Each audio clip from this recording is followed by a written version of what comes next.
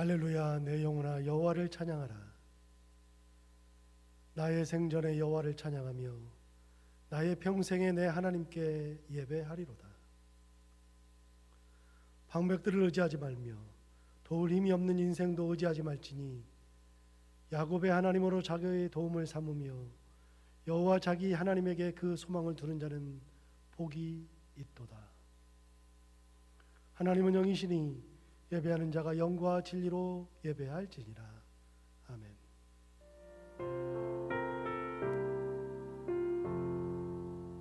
주님을 경배하리다. 내 맘과 정성 다하여 놀라우신 주님의 크신 능력 경배하리다.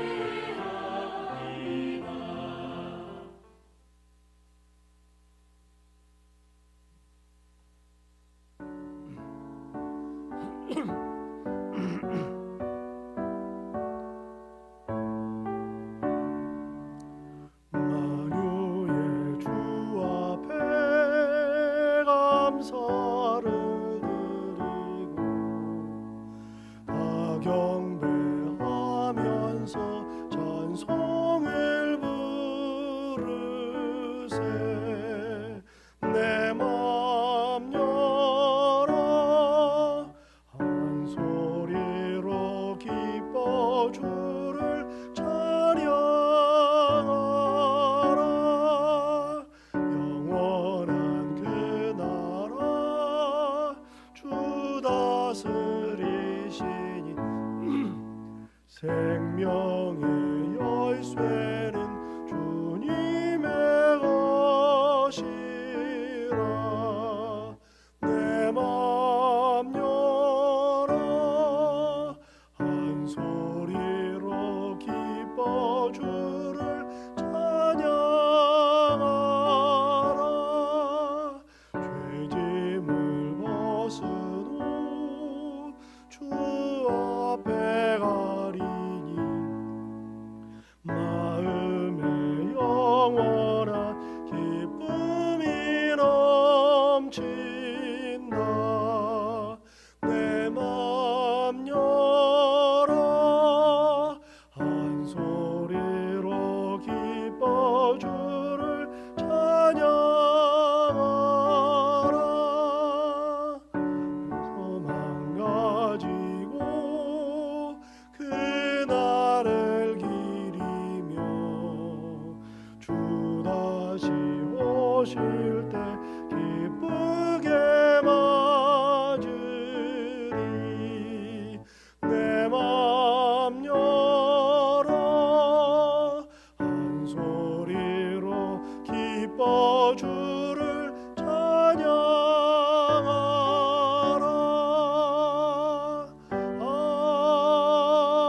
아멘.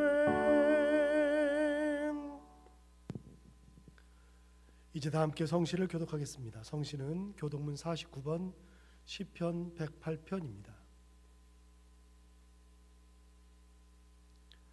하나님이여 내 마음을 정하였사오니 내가 노래하며 나의 마음을 다하여 찬양하리로다. 비파야 수구마 깰지어다. 내가 새벽을 깨우리로다. 여호와여 내가 만민 중에서 주께 감사하고 온 나라 중에서 주를 찬양하오리니 주의 인자심이 하늘보다 높으시며 주의 진실은 궁창에까지 이르나이다. 하나님이여 주는 하늘 위에 높이 들리시며 주의 영광이 온 땅에서 높임 받으시기를 원하나이다. 주께서 사랑하시는 자들을 건지시기 위하여 우리에게 응답하사 오른손으로 구원하소서. 아멘. 그리스도 찬미송으로 우리의 신앙을 하나님께 고백하겠습니다. 너희 안에 이 마음을 품으라. 곧 그리스도 예수의 마음이니 그는 근본 하나님의 본체시나 하나님과 동등됨을 취할 것으로 여기지 아니하시고 오히려 자기를 비워 종의 형체를 가지사 사람들과 같이 되셨고 사람의 모양으로 나타나사 자기를 낮추시고 죽기까지 복종하셨으니 곧 십자가에 죽으심이라. 이러므로 하나님이 그를 지극히 높여 모든 이름 위에 뛰어난 이름을 주사 하늘에 있는 자들과 땅에 있는 자들과 땅 아래에 있는 자들로 모든 무릎을 예수의 이름에 꿇게 하시고 모든 입으로 예수 그리스도를 주라 시인하여 하나님 아버지께 영광을 돌리게 하셨느니라. 아멘.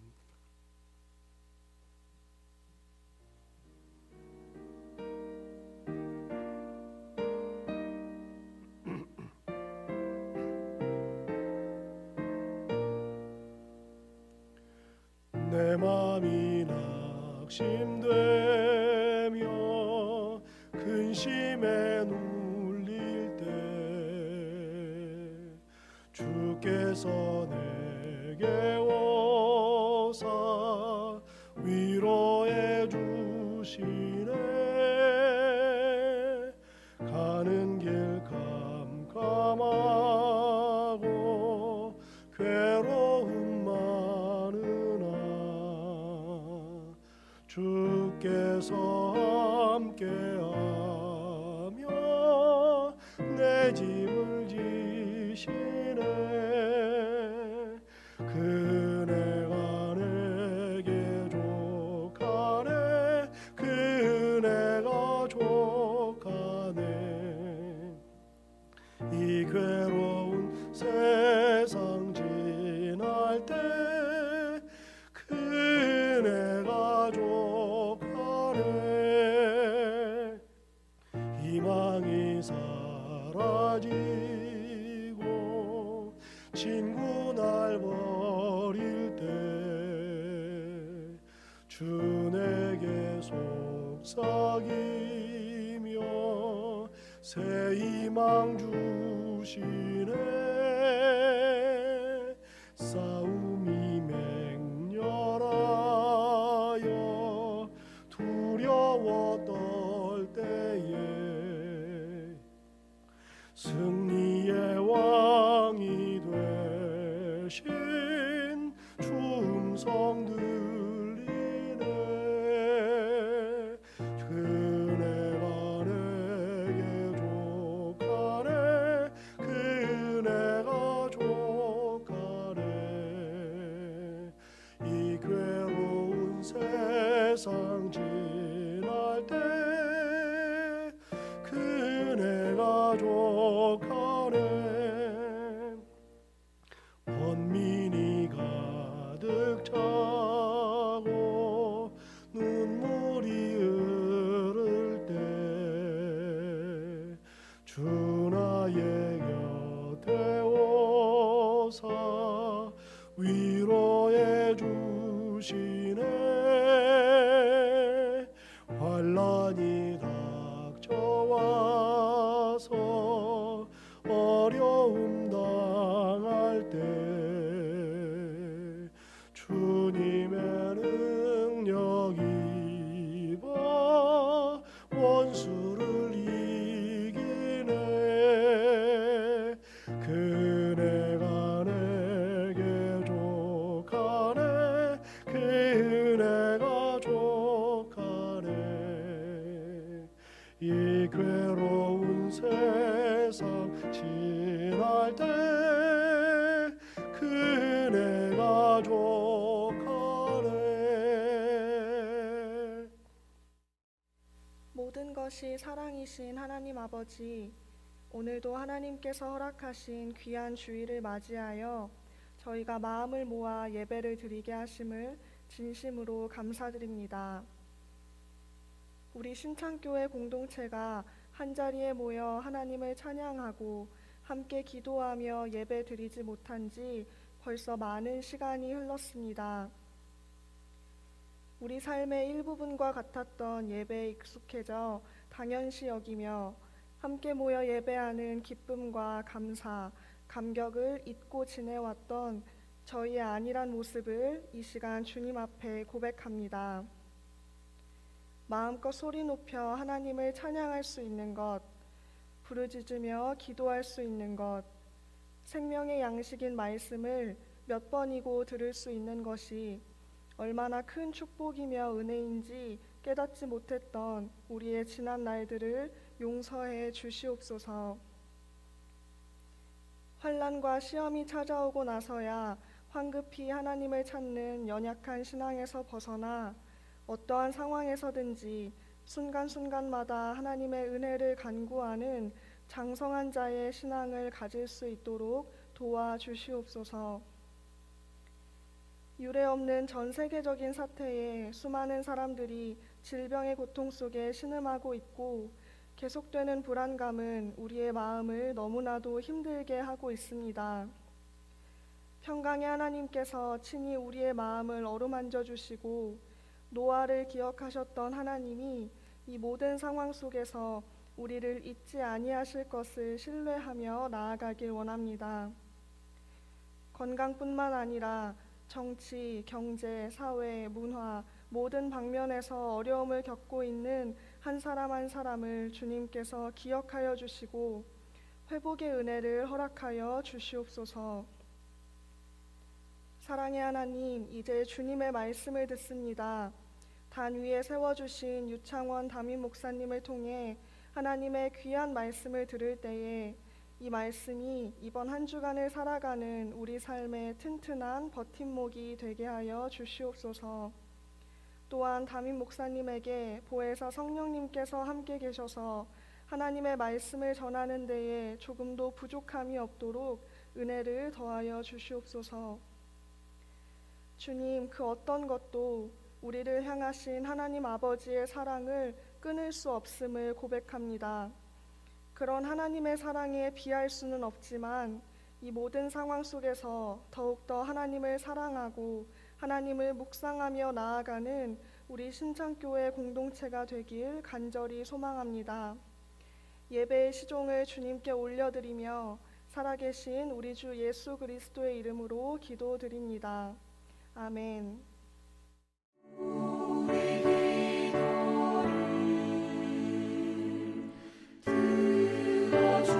주시고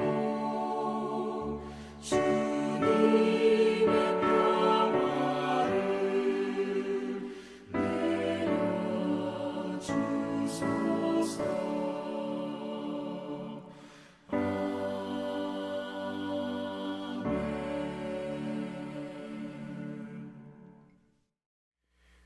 오늘 우리에게 주시는 하나님의 말씀은 신약성경 사도행전 4장 23절부터 31절까지의 말씀입니다.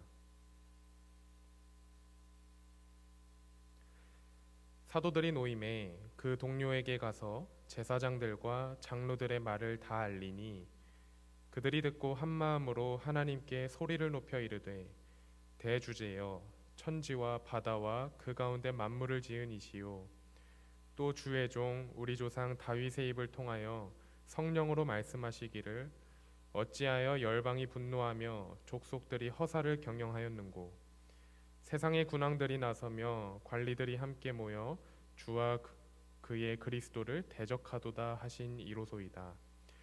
과연 헤롯과 본디오 빌라도는 이방인과 이스라엘 백성과 합세하여 하나님께서 기름 부으신 거룩한 종 예수를 거슬러 하나님의 권능과 뜻대로 이루려고 예정하신 그것을 행하려고 이 성에 모였나이다. 주여 이제도 그들의 위협함을 굽어보시옵고 또 종들로 하여금 담대히 하나님의 말씀을 전하게 하여 주시오며 손을 내밀어 병을 낫게 하시옵고 표적과 기사가 거룩한 종 예수의 이름으로 이루어지게 하옵소서 하더라.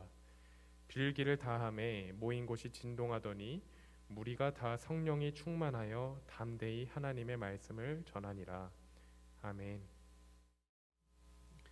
오늘 본문이 시작되는 23절을 먼저 볼까요? 사도들이 노임에 그 동료에게 가서 제사장들과 장로들의 말을 다 알리니라고 시작하고 있죠. 이 구절에는 세 개의 정보가 함께 들어있는데요. 첫 번째는 사도들이 놓여 있다는 거, 두 번째는 그 동료들에게 갔다는 거, 마지막으로는 제사장들과 장로들의 말을 다 알렸다는 겁니다. 따라서 이 세 가지의 정보를 잘 설명하면 본문이 무슨 말을 하고 있는지에 대한 해석이 될 것이고 그 정보에 대한 해석이 잘 이루어지기만 하면 자연스럽게 오늘의 설교가 완성될 겁니다. 그러면 그 정보들 중에서 첫 번째, 사도들이 놓였다라고 하는 것부터 설명해 볼까요? 사도들이 놓였다고 하는 것은 잡혀 있었다는 것을 의미합니다. 실제로 사도들이 잡혀 있다가 노임을 받았습니다. 이 내용은 3장 1절부터 시작이 되는데요. 3장 1절부터 10절까지에 의하면 우리가 잘 아는 성전 미문에서 구걸하던 나면서부터 못 걷게 된 일을 고치는 장면이 나옵니다. 여기 아주 유명한 우리가 잘 아는 말씀이 나오는데요. 3장 6절에 보면 그런 말씀이 나옵니다. 베드로가 이르되 은과 금은 내게 없거니와 내게 있는 것으로 내게 주노니 나사렛 예수 그리스도 이름으로 일어나 걸으라. 그렇게 굉장히 익숙한 유명한 말을 남겼습니다. 태어나면서부터 지금까지 단 한 번도 걸어보지 못한 사람이 베드로와 요한을 만나서 걷게 되는 놀라운 일이 일어난 것이죠. 그러니 이 사람은 얼마나 기뻐했을까요? 실제 그 사람의 나이가 성경에 나옵니다. 4장 22절에 보면 나오는데요. 40여 세 되었다고 분명하게 기록되어 있습니다. 40여 세는 40살 전후 같지만 영어 성경에 의하면 40세 이상이었다라고 기록하고 있습니다. 그런 걸로 봐서는 그 사람은 40이 넘도록 태어나면서도 지금까지 단 한 번도 걸어본 적이 없는 그런 사람이었습니다. 그런 사람이 병고침을 받았으니까 그 사람의 기쁨은 상상을 불허합니다. 그 사람의 행복을 우리는 알지 못합니다. 그래서 성경은 이렇게 얘기합니다. 뛰어서서 걸으며 베드로와 요한과 함께 성전으로 들어가면서 걷기도 하고 뛰기도 하며 하나님을 찬양했다 라고 하고 있습니다. 그러죠. 뛰어서서 걷는 거 당연하고 성전으로 들어가면서 막 걷기도 하고 뛰어보기도 하고 막 그러잖아요. 그러면서 하나님을 막 찬양하죠. 기뻐서 그렇게 합니다. 그것을 백성들도 보았습니다. 자기들의 눈앞에서 이루어진 그 일을 믿을 수 없는 그 일을 눈앞에서 보았습니다. 그래서 성경은 백성들이 그 일을 보고 나서 어떻게 생각했느냐? 심히 놀랍게 여기며 놀라니라 라고 기록하고 있잖아요. 놀랍다는 말 하나의 말로는 표현이 안 됩니다. 그래서 두 개로 겹쳤습니다. 놀랍게 여기며 놀라니라, 그 앞에다가 심이라도 라는 단어도 붙였습니다. 심히 놀랍게 여기며 놀랐다. 그들이 어떤 마음의 상태였는지를 성경은 잘 기록하고 있죠. 그러니까 병고침을 받은 사람이 베드로와 요한을 붙잡았습니다. 뭔가라도 말하고 싶습니다. 감사 인사라도 하고 싶습니다. 어떻게 된 거냐라고 물어보고 싶습니다. 그러면서 막 그 붙잡고 막 기쁘면서 울고도 싶습니다. 그래서 베드로와 요한을 못잡게 붙들었습니다.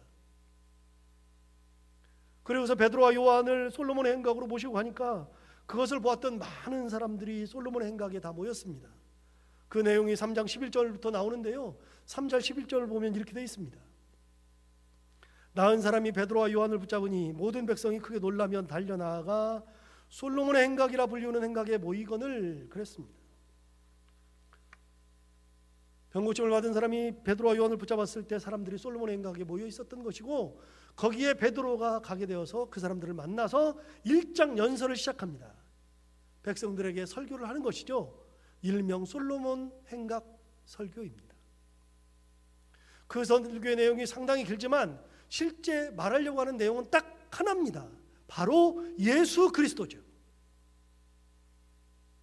하나님께서 구약시대에 수많은 선지자들 통해서 말씀하시니 그가 예수 그리스도, 그분이 우리를 위하여서 오셨고 그분을 믿어야 구원이 있다라고 하는 것을 전하기 시작했습니다.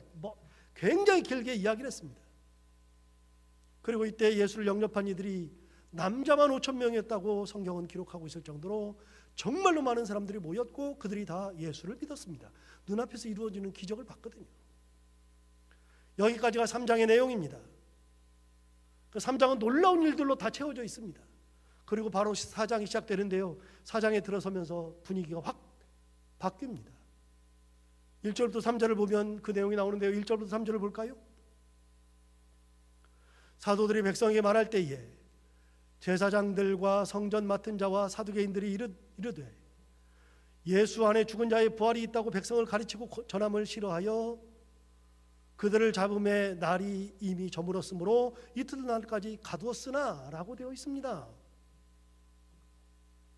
여러분, 거기에 사람들이 모여서 예수를 듣고 있을 때에 거기에 제사장들과 성전 맡은 자들과 사두개인들이 있었습니다. 그런데 그들이 보니까 베드로와 요한이 전하는 게 뭐냐면 예수 안에 죽은 자의 부활이 있다고 가르치는 겁니다.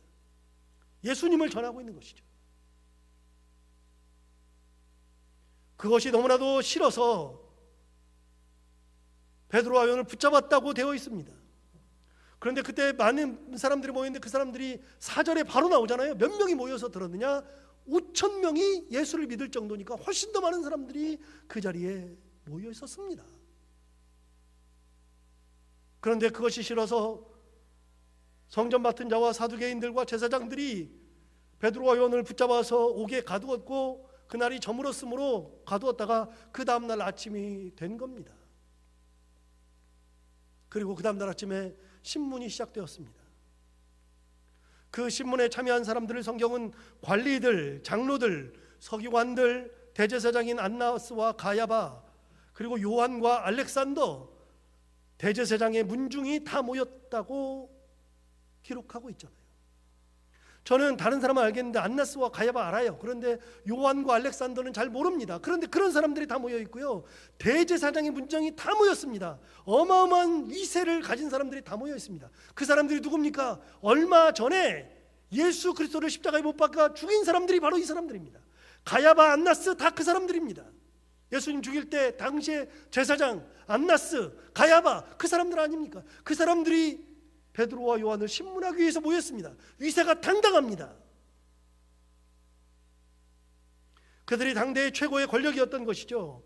이들에게 잘못 보이면 죽음에까지 이르는 것은 당연한 것입니다. 실제 이들이 예수를 죽였으니까요. 천하의 예수님마저도 죽음으로 몰고 갔던 사람들인데 그 위세를 가진 사람들 앞에 베드로와 요한이 한가운데에 불려나가서 신문을 받은 겁니다. 베드로와 요한에게 신문하는 장면이 나오는데 그게 7절에 나옵니다. 7절을 보면 이렇게 돼 있죠. 사도들을 가운데 세우고 묻되 너희가 무슨 권세와 누구의 이름으로 이 일을 행하였느냐? 대제사장들 그리고 많은 제사장의 문중들, 장로들, 서기관들, 관리들, 사두개인들 이 모든 사람들이 보니까 가소롭습니다. 이 사람들이 전하는 건 예수거든요. 그런데 그 예수는 얼마 전에 약 2달 전에 우리가 죽였거든요. 우리가 죽인 예수를 전하고 있는 겁니다. 얼마나 웃겨요. 자기들의 최고의 권력자고 예수를 죽이기까지 했는데 그 예수를 전하고 있으니 너희들이 죽겠다고 백 쓰는 거나 똑같은 거 아니에요? 그래서 묻는 겁니다. 가소롭잖아요. 도대체 너희들 무슨 권세와 누구의 이름으로 이 일을 행하느냐? 진짜 너희들 말도 안 되는 거 하고 있구나 그러면서 이야기하는 거죠. 그러니까 베드로가 기다렸다는 듯이 대답합니다. 9절부터 12절까지 아주 길게 대답하는데요. 9절부터 12절을 한번 볼까요? 뭐라고 대답하나 한번 볼까요? 베드로가 대답합니다. 만일 병자에게 행한 착한 일에 대하여 이 사람이 어떻게 구원을 받았느냐고 오늘 우리에게 질문한다면 10절 너희와 모든 이스라엘 백성들은 알라. 너희가 십자가에 못 박고 하나님이 죽은 자 가운데서 살리신 나사렛 예수 그리스도의 이름으로 이 사람이 건강하게 되어 너희 앞에 섰느니라. 여러분 분명하게 얘기합니다. 뭐라고 얘기합니까? 너희가 십자가에 못 박고 약 2달 전에 너희들이 십자가에 못 박은 그 예수 그리스도, 그리고 예수 그리스도가 죽은 자 가운데 있었는데 그분을 살려내신 하나님, 그 하나님이 살려내신 예수 그리스도의 이름으로 이 사람이 건강하게 되어서 너희 앞에 섰다. 분명히 물었습니다. 무슨 권세냐? 누가 시켰냐? 무슨 이름으로 했냐? 그랬더니 그러면 수그러들어야 되는데 이 사람 수그러들지 않아요. 뭐라 그래요? 당신들이 죽인 예수 그리스도, 당신들이 십자가에 못 박은 예수 그리스도 이름으로 섰다. 분명하게 죽겠다는 거죠. 죽이라는 거죠. 11절과 12절 계속해서 볼까요? 이 예수는 너희 건축자들의 버린 돌로서 집 모퉁이에 머릿돌이 되었느니라. 이 다른 이로서는 구원을 받을 수 없나니 천하 사람 중에 구원을 받을 만한 다른 이름을 우리에게 주신 일이 없음이라 하였더라. 뭐라 그랬어요? 예수님을 더 설명하잖아요. 예수님을 꺼낼 수도 없는데 예수님을 꺼냈어요. 너희들이 죽였다. 하나님이 살리셨다. 그분의 이름으로 했다. 그러면서 그 예수가 누구냐? 뭐라 그러냐면 너희 건축자들의 버린 돌로서 진모퉁이의 머릿돌이 되었느니라. 너희는 예수님 쓸모없다고 버려버렸는데 너희들은 죽였는데 하나님이 살리셔서 하나님이 진모퉁이의 머릿돌 되게 하신 분이 예수 그리스도다. 다른 이로서는 구원을 받을 수 없다. 천하 사람 중에 구원을 받을 만한 다른 이름을 우리에게 주신 일이 없다. 무슨 말입니까? 하나님께서 그 예수 그리스도에게만 구원의 능력을 주셨으니 너희들도 예수를 믿어야 구원받는다. 천하의 다른 이름은 구원을 줄 수 없다. 여러분 12절 말씀, 다른 이로서는 구원을 받을 수 없나니 천하 사람 중에 구원을 받을 만한 다른 이름을 우리에게 주신 일이 없음이라. 이 말은 굉장히 유명한 말입니다. 신대원 시험 볼 때 꼭 나와요. 우리 때 나왔어요. 그거 외워서 써야 돼요.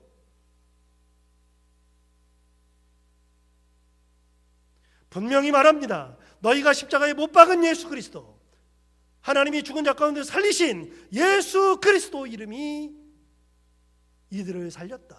우리는 그의 예수 그리스도 이름으로 전하고 있다. 그분의 권세를 힘입고 있다. 그렇게 이야기하는 겁니다. 대책이 없는 베드로와 요한입니다. 죽을 줄 뻔히 알면서도 예수님을 전하죠. 얼마 전에 예수를 죽인 사람들 앞에서, 결코 그럴 수 없었던 것 같은 그 예수님을 죽음으로 몰고 갔던 그 사람들 앞에서 담대하게 예수님을 전하고 있는 겁니다. 그분에 의해서 병고침이 있었고 그분을 믿어야 구원을 받는다는 것이죠. 쉽게 말하면 뭡니까? 예수님을 믿어야 된다는 것이고, 다 뒤집으면 뭡니까? 죽겠다는 겁니다. 예수님을 죽였듯이 우리도 죽여도 된다라는 겁니다. 기가 막힐 노릇입니다. 예수님이야 그렇다고 쳐도 그 제자들은 원래 무식쟁이인 줄 알았는데 언제부터 이렇게 되었어요? 언제부터 이렇게 담대하게 얘기했어요? 보세요. 여러분, 예수님이 잡혀가던 날 밤에 베드로가 멀찍이 따라갔잖아요. 따라가는데 비자가 한 여자 종이 베드로를 딱 알아봤잖아요. 너도 그 예수와 한패지? 그랬더니 베드로가 부인했습니다. 나는 모른다. 부인했습니다. 그랬더니 얼마 후에 다른 사람이 와서 묻습니다. 너 나사렛에서 왔잖아. 너 한패잖아. 그랬더니 얘기합니다. 나는 진짜 모른다. 그러면서 맹세하면서 부인했습니다. 또 물었습니다. 너 진짜 한패 맞잖아. 그랬더니 나중에 뭐라냐, 저주하면서 맹세했습니다. 예수를 저주까지 했습니다. 그게 언제적 얘기입니까? 2달 전 얘기입니다. 2달 전에 예수님을 그렇게 부인했던 베드로인데 갑자기 어느 순간에 2달 후에 나타났는데 담대하게 예수를 전하고 있는 건, 그것까지는 이해가 되는데 그 예수를 죽음으로 몰고 갔던 그 사람들 앞에서까지도 예수님을 전하고 있는 겁니다. 할 말이 없는 겁니다. 그들이 예수님의 제자임을 알았으니 죽이고는 싶지만 순간 당황스러운 겁니다. 이게 뭔 일이야? 뭔 일이야? 그렇게 당황하는 거죠. 두 번째, 병을 낳은 사람이 그들과 함께 있으니까 할 말이 없는 겁니다. 여러분, 40년 된 병자인데 40년 된 병자를 제사장은 고칠 수가 없었습니다. 대제사장도 어떻게 할 수가 없었습니다. 그 사람에 대해서는 손을 낼 수가 없었는데 베드로와 요한이 고쳤잖아요. 그리고 5,000명이 지금 모여 있잖아요. 그 사람들 앞에서 베드로와 요한을 죽일 수가 없는 겁니다. 죽이고 싶으나 죽일 수 없는 거죠. 움찔하죠. 그래서 그 사람들이 머리를 맞대고 논의를 하기 시작합니다. 어떻게 해야 되냐? 이 상황 어떻게 해야 되냐? 그 내용이 16절과 17절에 나오잖아요. 16절과 17절을 보겠습니다. 이 사람들을 어떻게 할까? 그들로 말미암아 유명한 표적 나타난 것이 예루살렘에 사는 모든 사람에게 알려졌으니 우리도 부인할 수 없는지라. 이것이 민간에 덮어지지 못하게 그들을 위협하여 이후로는 이 이름으로 아무에게도 말하지 말게 하자 하고 그랬습니다. 여러분, 뭐라고 했습니까? 자기들끼리 머리 맞대고 그랬어요. 이 사람들 어떻게 하지? 도대체 어떻게 해야 되지? 아니, 이 사람들로 인해서 유명한 표적이 나타나서 이 사람이 걷게 되었는데 이것이 예루살렘에 다 알려졌으니 우리도 이걸 어떻게 할 수가 없어. 부인을 못해. 거짓말도 못쳐. 여러분 보세요. 예수님이 돌아가셨을 때는요, 부활한다 그랬으니까 부활 못하게 하려고 막 임봉을 치고 지켰잖아요. 그런데 부활했어요. 그러니까 어떻게 했어요? 병사들한테 돈을 주고서 부활하지 않았다, 제자들이 가져갔다, 거짓말로 그 소문을 예루살렘에 다 냈잖아요. 그런데 이거는 그러지도 못해요. 이 5,000명이 봤거든요. 그러니까 뭐라 그래요? 그들로 말미암아 유명한 표적 나타난 것이 예루살렘에 사는 모든 사람에게 알려졌으니 우리도 부인할 수 없는지라. 이제는 우리도 거짓말도 못해. 그러니까 어떻게 해요? 이것이 민간에 퍼지지 못하게 그들을 위협하여 그 이후로는 이 이름으로 아무에게도 말하지 말게 하자. 위협을 하면은 예수 이름으로 아무것도 못할 거다. 위협하자 그랬습니다. 여러분, 위협을 했습니다. 실제로 그들이 그렇게 생각을 하고서 위협하는 장면이 18절에 나오잖아요. 18절을 볼까요? 그들을 불러 경고하여 도무지 예수의 이름으로 말하지도 말고 가르치지도 말라 하니 그랬습니다. 분명히 기록하고 있잖아요. 그들에게 경고했습니다. 위협한다는 것이 경고로 나타났습니다. 여러분, 우리는 그냥 설교를 들으니까 경고가 얼마나 엄청난 것인지를 잘 모르거든요. 그런데 여러분, 이 말을 듣는, 이 경고를 듣는 제자들은 그 말의 의미를 정확하게 알았습니다. 무슨 말입니까? 예수의 이름으로 말하지도 말고 가르치지도 말아라. 그 말은 뭐예요? 예수 이름으로 말하면 너희들도 죽는다, 그 얘기입니다. 얼마 전에 네 스승이 죽는 거 봤지? 너희들도 죽어. 쥐도 새도 모르게 죽어. 그 말하는 겁니다. 여러분, 우리는 아무런 잘못이 없어도, 아무리 잘못이 없어도 경찰이 부르면 꿈찔하잖아요. 교회 다니는 사람들이 목사님이 좀 보자 그런다 그러면 그걸로 움찔하잖아요. 뭔 잘못했지 그러기도 하잖아요. 잘못 없어도 그러잖아요. 그런데 이거는 정확하게 알아요. 예수의 이름으로 도무지 말하지도 말고 가르치지도 말라 그랬으니까 그 말 속에는 어떤 경고가 들었는지 알아요. 그 말 속은 뭐가 들었냐? 죽음이 있다, 그 말이죠. 그들은 예수라면 치를 떨었습니다. 그런데 그들이 예수님을 전하다 잡혔고 예수 전하지 말라고 했다 하는 것은 너희도 죽을 수 있다, 그 말입니다.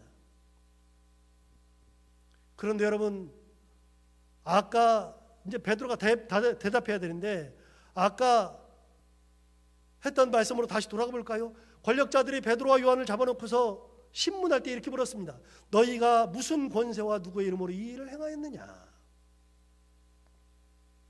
그때 예수님께서 주신 권세와 예수님의 이름으로 일을 행한다고 대답하는 게 9절부터 12절에 나왔잖아요. 우리가 지금 봤잖아요. 그런데 7절에 그렇게 물었고 9절부터 12절에 말했으니까 중간에 8절이 끼어 있거든요. 8절을 제가 안 읽었는데 8절에 중요한 말이 나옵니다. 대답할 때 어떤 상황이었는지 8절 한번 볼까요? 이에 베드로가 성령이 충만하여 이르되 백성의 관리들과 장로들아, 그렇게 했습니다. 베드로가 백성의 장로들과 관리들을 불렀습니다. 백성의 관리들과 장로들아 불렀습니다. 그러면서 9절부터 12절 말씀을 한 거죠. 그런데 여러분, 그 백성의 관리들과 장로들을 부른 것이 중요한 게 아니라요, 어떻게 했느냐? 8절 앞절을 보시면, 앞부분을 보시면 이에 베드로가 성령이 충만하여 이르되 그랬습니다. 베드로가 성령이 충만해서 9절부터 12절까지를 말한 겁니다. 여러분, 성령이 충만했다는 겁니다. 그럼 여러분, 여기서 충만이라는 단어의 의미를 다시 한번 되새겨봐야 하는데요. 충만이라는 단어가 뭡니까? 충만이라는 단어는 뭐에 가득 찼다라는 의미가 아닙니다. 우리는 가득할 충자, 가득할 만자, 그러니까 가득 찼다는 의미인데 그 원래 헬라의 원문은요, 충만이라는 단어는 가득 차 있다는 게 아니라 가득 차서 흘러 넘친다는 의미입니다. 막 넘쳐나는 겁니다. 이게 막 넘쳐나니까 여기서도 그거 주스가 흘러 넘치니까 여기도 주스, 저기도 주스, 계속 주스가 흘러 넘치는 거죠.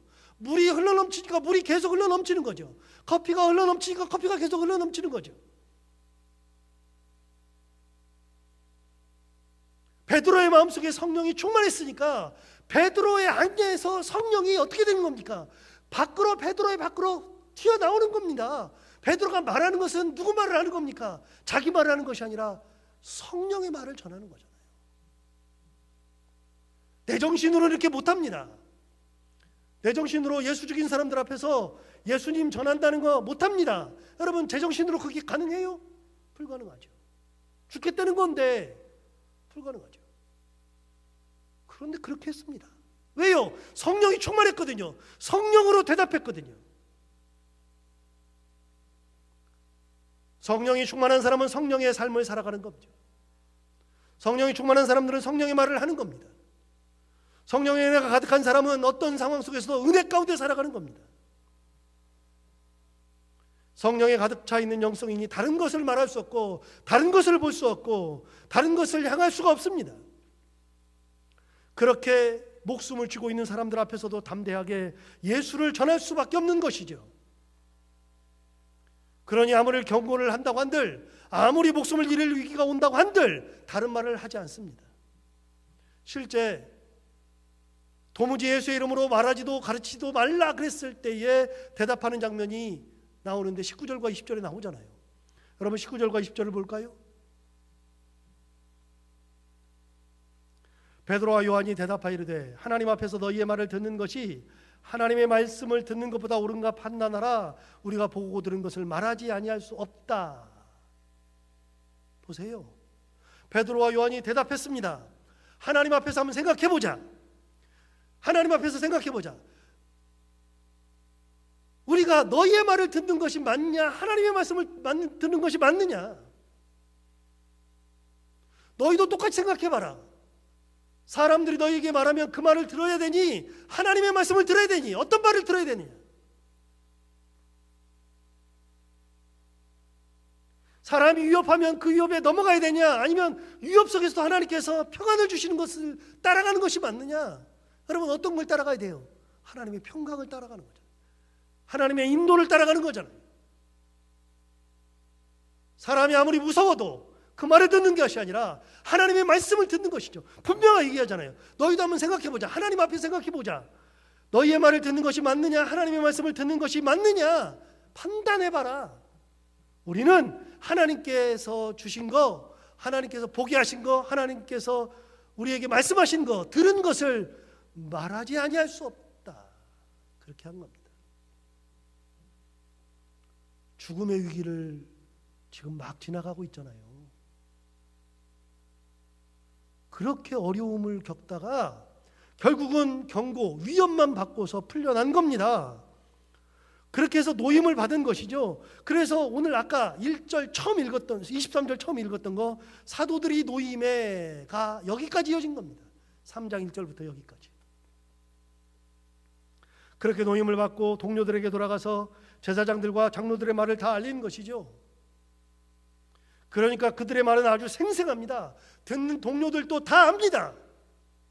그 사람들이 누군지 다 알고 그들의 경고가 무엇인지 다 알고 예수를 전하면 어떤 일이 있는 거 다 압니다.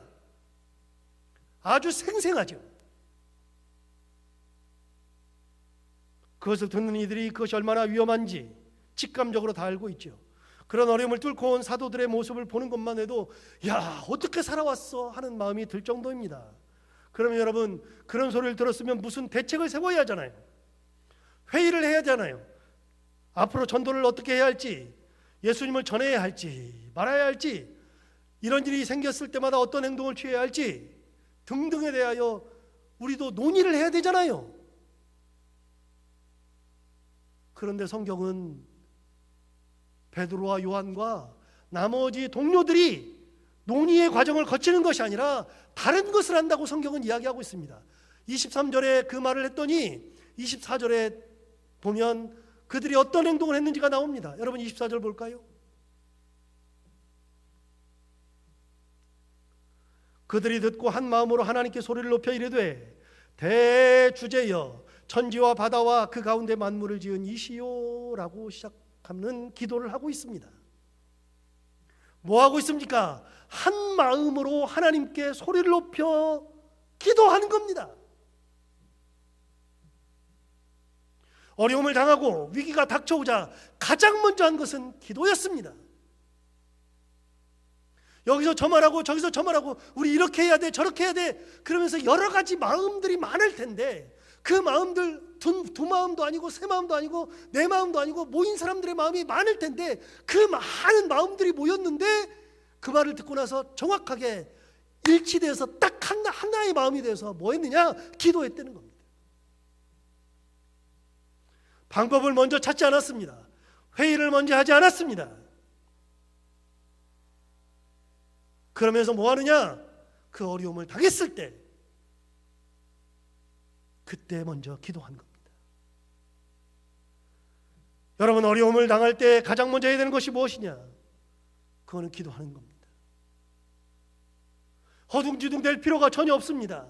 말할 필요가 없습니다. 교회에서 어려움이 생겼을 때는 교회에 사람들이 아무리 많아도, 마음이 아무리 많아도, 이런저런 마음이 많아도 그래도 말하기보다는 그때부터 어려움 당할 때는 기도하는 겁니다.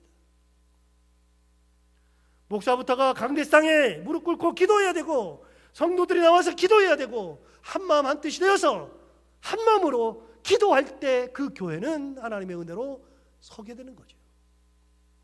가정은요, 가정도 어려움이 있을 때 다른 것을 먼저 생각할 필요가 없습니다. 하나님 앞에 모든 식구들이 한마음이 되어서 기도할 때 놀라운 역사가 일어나는 거잖아요. 사도들 보세요. 사도들 목숨이 경각에 달렸습니다. 절체절명의 위기 상황이죠. 그러면 뭔가 해야 될 것 같죠? 아니요, 뭔가 하지 않습니다. 한마음이 되어서 기도의 자리를 지켰습니다. 기도줄을 잡았습니다. 그렇게 기도하는데 기도의 내용이 24절부터 30절까지 다 나오니까 굉장히 깁니다. 다 살펴볼 수가 없습니다. 그런데 중요한 게 있습니다. 24절에 보면 그들이 기도할 때 하나님을 부르는 장면이 나옵니다. 그들의 마음속에 있는 하나님이 나옵니다. 어떤 하나님인가 다시 볼까요? 24절을 다시 볼까요?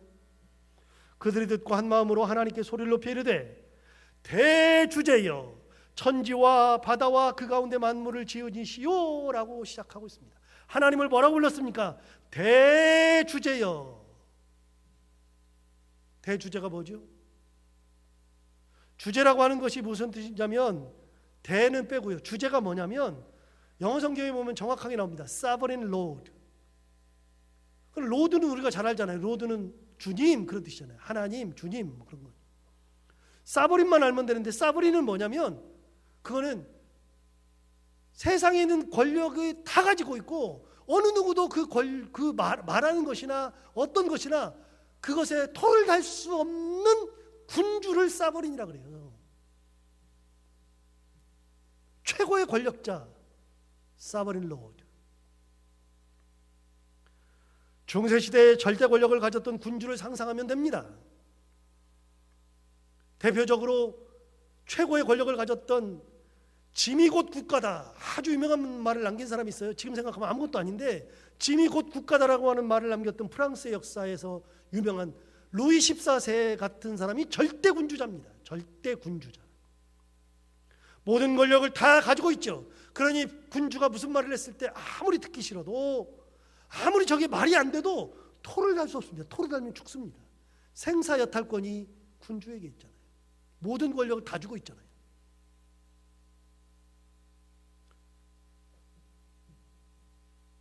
이것이 군주죠. 이 세상의 군주가 그러는데요, 사도들이 모여서 하나님을 부르기를 대주제라 그랬습니다. 군주 중에서 최고의 군주, 대주제. 대주제란, 군주는 군주인데 군주 앞에 대자가 붙었으니까 최고의 존재임을 표현하고 있는 것이죠. 사도들에게 하나님은 그런 분이었습니다. 지금은 위협을 받고 있지만 그 위협은 아무것도 아닙니다. 사도들이 바라보는 것은 위협을 바라보는 것이 아니라, 대제사장을 바라보는 것이 아니라, 그들이 하는 경고를 들으려고 하는 것이 아니라, 그런 절체절명의 순간에 바라보는 분은 대주제이십니다. 그 하나님을 바라보는 것이죠. 그들의 기준은 하나님이었습니다. 그들의 의지도 하나님이었습니다. 그리고는 뭐라고 했느냐?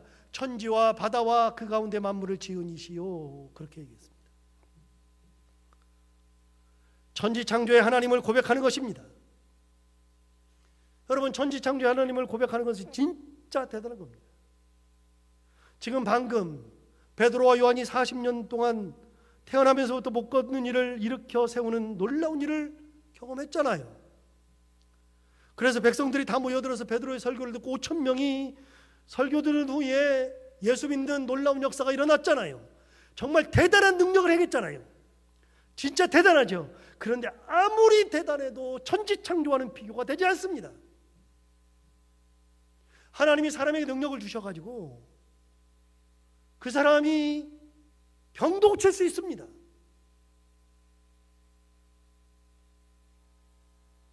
귀신을 쫓을 수도 있습니다.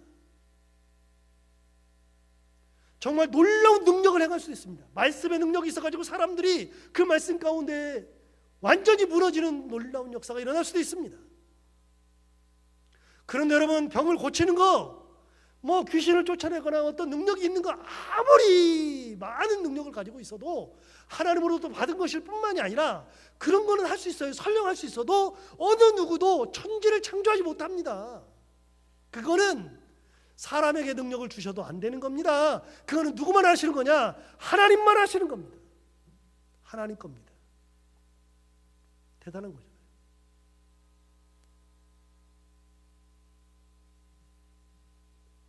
대제사장 능력이 많고 권세가 있다 그러나 아무것도 아닙니다. 하나님 앞에서는 아무것도 아닙니다. 예수를 죽이기까지 했으나 그들은 사람에 불과합니다. 지금 제자들 베드로와 요한을 비롯한 동료들 모두가 다 바라보는 분이 누구냐면 천지를 만드신 하나님, 대주제이신 하나님. 그들은 그 하나님을 바라보고 있었습니다. 그 하나님을 의지하고 있었습니다. 어느 순간이 되어도 그분을 바라보았습니다. 그게 기도입니다. 세상을 바라보지 않냐고 하나님을 바라보는 것, 그게 기도입니다. 하나님만 의지하는 겁니다. 기준은 하나님입니다. 그렇게 기도를 하는 내용이 나오니까 다 살펴볼 수는 없지만 29절 한번 볼까요? 29절 보시면 이렇게 기록되어 있습니다. 주여 이제도 그들의 위협을 굽어 보시옵고 또 종들로 하여금 담대히 하나님의 말씀을 전하게 하여 주시오며 그랬습니다. 그들의 위협을 하나님 보시옵소서. 우리 위협하고 있고 우리 위협당하고 있습니다. 하나님 보시옵소서. 그렇게 하면서 뭐라 그러냐? 또 종들로 하여금 담대히 하나님의 말씀을 전하게 하여 주옵소서. 여러분 뭐라 그랬어요?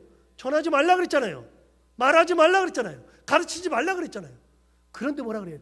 담대히 하나님의 말씀을 전하게 하여 주옵소서. 뭐 하겠다고요? 그들이 죽이면 죽겠다고요. 그들이 위협하면 위협 듣겠다고요. 그러나 하나님을 버릴 수는 없다고요. 하나님의 말씀을 전하는 것이 당연하다고요. 여러분 언제 힘이 납니까? 언제 담대해집니까? 기도할 때 담대해지는 겁니다. 뭐라 그래요? 담대히 하나님의 말씀을 전하게 하여 주옵소서. 무슨 기도요? 순교 기도죠. 순교를 작정하는 기도. 30절을 계속해서 볼까요? 30절에 보면 이렇게 되어 있잖아요. 손을 내밀어 병을 낫게 하시옵고 표적과 기사가 거룩한 종 예수의 이름으로 이루어지게 하여 주옵소서 그랬잖아요. 여러분 손을 내밀어 병을 낫게 해달래요. 우리 가는 곳마다 병이 막 낫게 해달래요. 하나님의 능력이 막 나타나게 해달래요. 그러면서 뭐라 그래요? 표적과 기사가 거룩한 종 예수의 이름으로 이루어지게 하옵소서. 예수의 이름으로 막 이루어지게 해야 돼요. 가는 곳마다 나사렛 예수 그리스도 이름으로 명하노니 나사렛 예수의 그리스도 이름으로 일어나 걸어라. 나사렛 예수 그리스도 이름, 나사렛 예수의 그리스도 이름. 가는 곳마다 나사렛 예수의 그리스도 이름을 전하게 해 주십시오.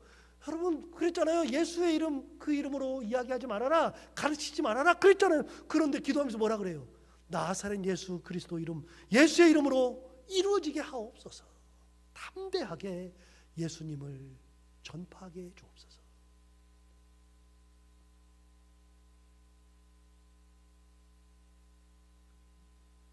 이것이 그들의 기도의 끝입니다. 그들은 마지막 순간까지 예수님을 전하기를 원했습니다. 그것도 담대하게 전하기를 원했습니다. 위협 속에서 굴복하려고 하지 않았습니다. 왜요? 예수님이 우리의 구주셨으니까요. 예수님이 나를 위해서 오셨으니까요. 예수님이 나를 위해서 대신 돌아가셨으니까요. 우리도 예수님을 전하고 싶었습니다. 죽음으로써 전하려고 했습니다. 자, 여기까지는 그럴 수 있어요. 기도 끝났죠? 그럼 기도를 끝내고 어떤 일이 일어났을까요? 31절 한번 볼까요? 빌기를 다함에 모인 곳이 진동하더니 무리가 다 성령이 충만하여 담대히 하나님의 말씀을 전하니라. 예, 빌기를 다 했어요. 기도를 마쳤어요. 그랬더니 모인 곳이 진동했대요. 그건 넘어가요. 그런데 뭐라 그러냐? 무리가 다 성령이 충만했다. 아까 나왔는데요. 14장 8절에 나왔는데요. 베드로가 그 사람들에게 대답할 때 어떻게 했어요? 성령이 충만하여서 대답했잖아요. 그런데 제자들이 기도가 끝났을 때 마음에 성령이 찾아오셨습니다. 성령이 가득했습니다. 성령이 충만했습니다. 여러분 다시요. 충만하면 흘러 넘치죠. 성령이 막 흘러 넘치죠. 그러면 가는 곳마다 사람을 만날 때마다 내 안에서 뭐가 나와요? 성령이 나오죠. 은혜가 충만한 사람들은 가는 곳마다 사람을 만날 때 뭐가 나옵니까? 은혜가 나옵니다. 하나님의 평강이 가득한 사람은 사람을 만날 때마다 뭐가 나오느냐? 하나님의 평강이 나옵니다. 다른 말이 나오지 않아요. 제자들이 성령이 충만하니 어떻게 했어요? 담대히 하나님의 말씀을 전하니라. 아까 29절에 그랬잖아요. 하나님 아버지, 이 종들로 하여금 담대히 하나님의 말씀을 전하게 하여 주옵소서 그랬는데, 그 기도대로 31절에 보면 담대히 하나님의 말씀을 전하니라, 그렇게 끝이 나고 있죠. 제자들은 예수 그리스도를 목숨을 다해서 전했습니다. 어려움이 있을 때 그 어려움을 이겨내려고 다른 방법 쓰지 않았습니다. 어려움이 있으면 있는 대로, 위협이 있어도 있는 대로 그거 크게 생각하지 않냐고 어떤 어려움이 있을 때마다 가장 먼저 한마음이 되어서 기도의 자리를 지켰다. 기도줄을 놓지 않았다. 그렇게 기도할 때 담대함이 생기고, 그렇게 기도할 때 하나님의 은혜가 가득하고 성령이 충만해서 성령을 전하게 되고 하나님의 말씀을 전하고 예수님의 은혜를 전하고 그렇게 살게 되었다는 것입니다. 여러분, 신앙생활은 그렇습니다. 교회 생활이 그렇습니다. 어떤 일이 있을 때 인간의 방법을 찾는 것이 신앙이 아니고, 그것이 바로 교회 생활이 아니고, 어떤 일이 있을 때 그럴 때마다 하나님을 찾는 것, 하나님의 은혜를 간구하는 것, 성령을 채우는 것, 충만한 성령의 삶을 살아가는 것이 바로 온전한 신앙이요 온전한 교회 생활이죠. 그러면 담대해집니다. 우리 모두 다 하나님의 은혜 가운데에 이렇게 담대하게 예수 그리스도를 전하며 성령 충만하고 어떤 일이 있을 때마다 한마음이 되어서 먼저 하나님 앞에 기도하며 살아가는 그런 인생들이 다 되기를 바랍니다. 기도하겠습니다. 하나님 아버지, 감사합니다. 오늘도 사순절을 맞이해서 예수님을 묵상합니다. 주님께서 죽음의 길을 가셨던 것, 그 죽음의 길을 갔을 때에 제자들이 보고서 다 거부하다가 성령이 충만하면서부터 예수님을 위해서 살기를 결단하고 실제로 순교의 길을 가려고 노력하면서 하나님을 바라보면서 살았던 것을 다시 한번 새겨봅니다. 하나님 아버지, 우리는 조그마한 것에도 짜증 부리고 조그마한 것에도 좌절할 때가 많은데, 하나님 아버지, 그럴 때마다 하나님을 바라보게 하여 주옵시고 성령 충만한 모습으로 기도하며 살아가며 은혜 가운데 살아가는 저희들 모두가 다 되게 하여 주옵시고, 예수님의 길을 우리도 믿음으로 따라가는 순교자의 신앙이 있게 하여 주옵소서. 예수님 이름으로 기도하옵나이다. 아멘.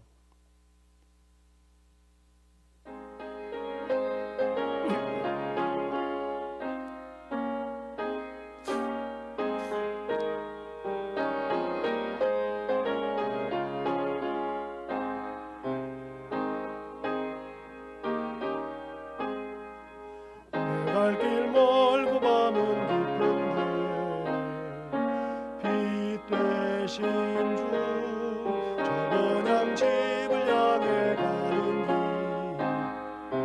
길 비추소서.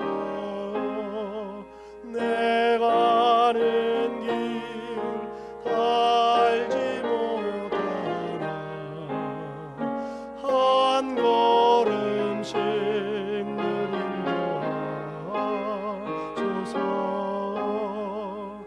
이전에 난 당하게 지낼 때에 교만하여 맘대로 고집하던 이 죄인 사소서.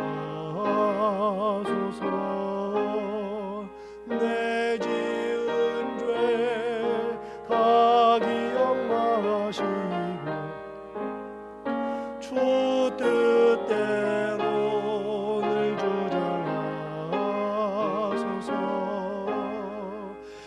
이전에 나를 인도하신 주, 장래에도 내 앞에 험산 불령 만날 때에 도우소서.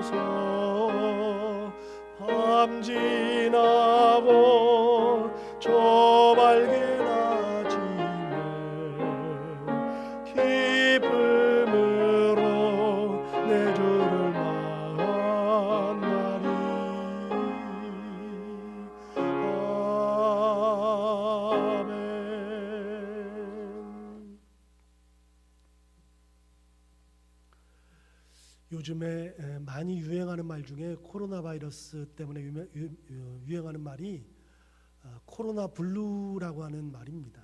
여기 블루라고 하는 것은 파랑색 그런 뜻도 되지만 우울할 때 쓰는 단어가 블루입니다. 그래서 코로나 때문에 이렇게 우울하다 그 말입니다. 실제로 뭐 만날 사람 못 만나고 교회 오고 싶은데 오지 못하고 예배드리고 싶은데 예배드리지 못하고 우울하죠. 저부터가 가장 우울하고요. 많은 분들이 다 우울할 겁니다.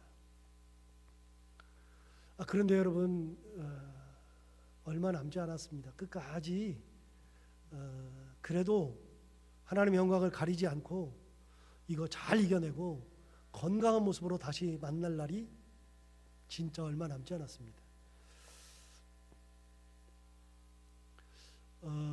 이번이 3월 마지막 주고요. 다음 주에는 예배를 드리고 싶어도 정부에서 강력하게 다음 주까지는 예배를 드리지 못하게 하니까 아마 못 드릴 확률이 굉장히 클 겁니다. 그런데 12일 날은 꼭 드릴 겁니다. 왜냐하면 전국에 있는 교회가 부활절이기 때문에 뭐 천하에 누가 뭐라 그래도 아마 교회 문을 열고 다 예배를 드릴 겁니다. 그래서 정부도 아마 그때는 막지 않을 겁니다. 그때부터는 이제 뭐 정상적으로 예배를 드리기 시작할 텐데요. 얼마 남지 않았습니다.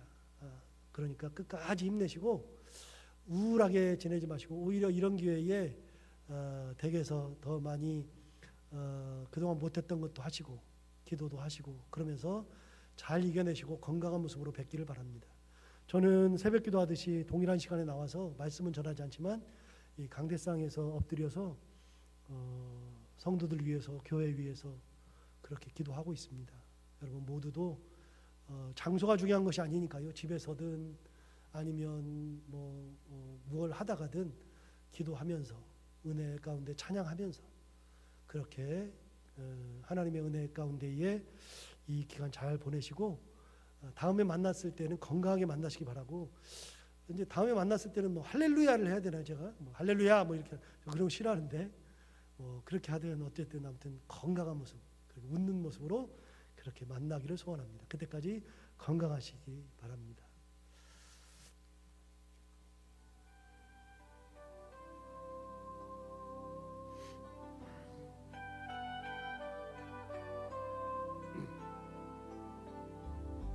지나간 일들을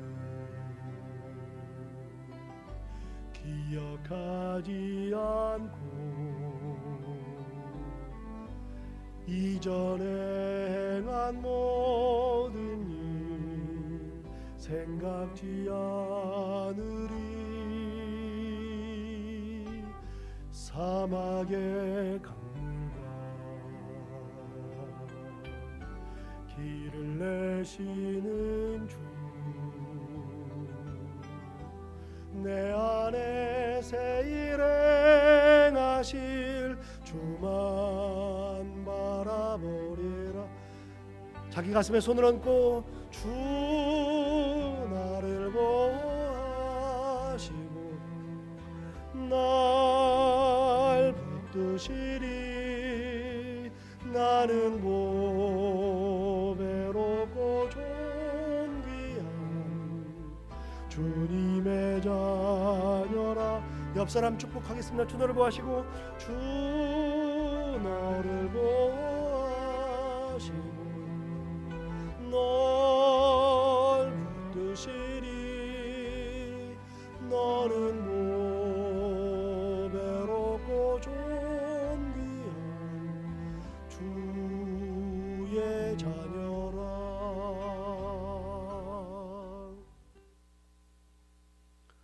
예수 그리스도 은혜와 하나님 아버지 크신 사랑과 성령의 교통하심이 주님 가신 그 길을 기쁨으로 따라가며 어떤 어려움이 있을 때, 고난이 닥쳐왔을 때 분주하게 다른 것 찾지 아니하고 여러 가지 마음 가운데에서 혼잡하지 아니하고 오로지 한 마음이 되어서 함께 하나님을 바라보며 기도하고 살아가기를 원하며 끝까지 하나님 은혜 가운데 살기를 결단하고 소망하는 함께 예배드린 모든 분들 머리머리 위에 저들의 가정과 자녀들과 하는 모든 일들과 기도하는 기도 제목들 위해 주님께서 피 흘려 세우신 이 교회와 이 나라의 민족 위에 지금부터 영원까지 함께 없으시기를 간절히 축원하옵나이다. 아멘. 나를 지키시고 그 얼굴을 내게 돌리시며 장명하는 얼굴을 내게 돌리시며 신앙생활에서 떨어져 나가지 않게 하여 주옵소서. 분주하게 살아가게 하여 주옵소서.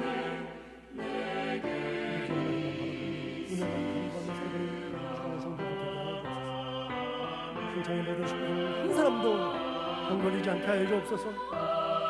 어려움 당하지 않게 하여 주옵소서. 경제적으로 괴로움 당하지 않게 하여 주옵소서. 하나님의 은혜 가운데 살아갈 수 있도록 인도하여 주옵소서. 모든 가정을 지키시고 자녀들 지키시고 하나님의 은혜 가운데